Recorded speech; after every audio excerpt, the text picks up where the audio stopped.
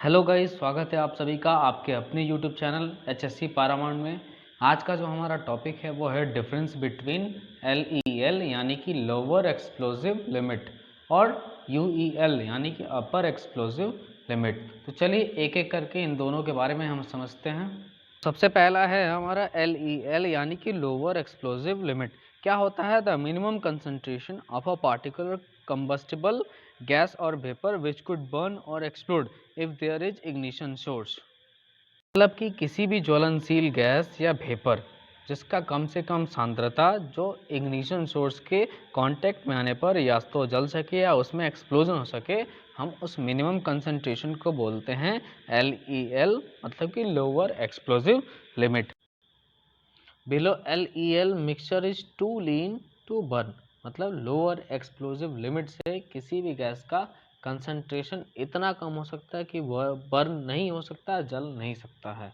अब समझते हैं हम यूईएल, मतलब कि अपर एक्सप्लोजिव लिमिट। क्या होता है? The higher concentration of a particular combustible gas or vapour which could burn or explode if there is ignition source. मतलब कि किसी भी ज्वलनशील गैस या वेपर का सबसे हायर कंसंट्रेशन, सबसे उच्च सांद्रता जिस पर कि वो किसी भी इग्निशन सोर्स के कांटेक्ट में आने पर या तो जल सके या उसमें एक्सप्लोजन हो सके, हम उसको बोलते हैं अपर एक्सप्लोजिव लिमिट यूईएल।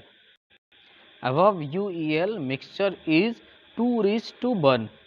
UEL जो कंसंट्रेशन होता है उसके ऊपर मिक्सचर इतना ज़्यादा अमाउंट में होता है कि उसमें आग पकड़ ही नहीं सकता, वो जल ही नहीं सकता है।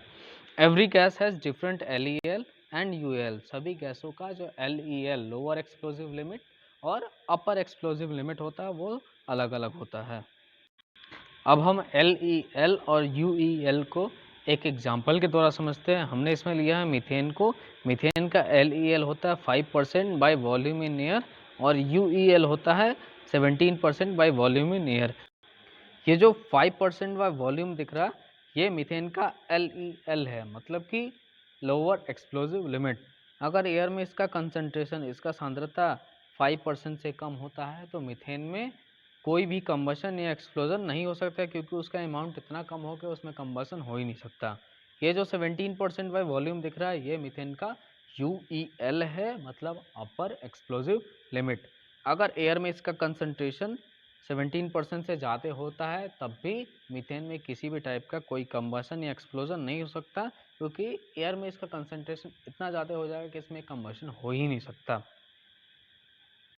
तो आइए हम LEL और UEL को एक और एग्जाम्पल के द्वारा समझते हैं।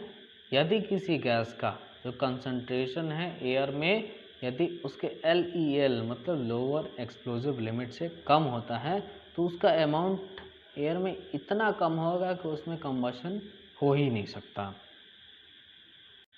और यदि किसी गैस का कंसंट्रेशन एयर में उसके UEL से ज़्यादा हो जाता है, मतलब अपर एक्सप्लोजिव लिमिट से ज़्यादा हो जाता है, तो एयर में उसका अमाउंट इतना ज़्यादा हो जाएगा कि उसमें कंबशन होगा तो या तो पार्शियल होगा या तो कंबशन होगा ही नहीं।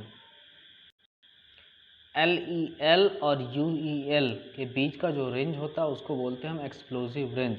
अगर किसी गैस में कंबशन हो रहा है तो एयर में उपलब्ध जो उसका कंसंट्रेशन होगा वो LEL और UEL के बीच होगा।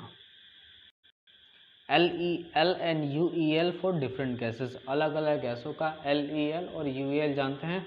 जैसे कि अमोनिया का LEL कितना होता है? 15%। उसका UEL होता है हमारा 28%। ब्यूटेन का होता है 1.8% LEL और UEL होता है 8.4%। गैसोलीन का जो LEL होता है वो होता है 1.2% और UEL 7.1%।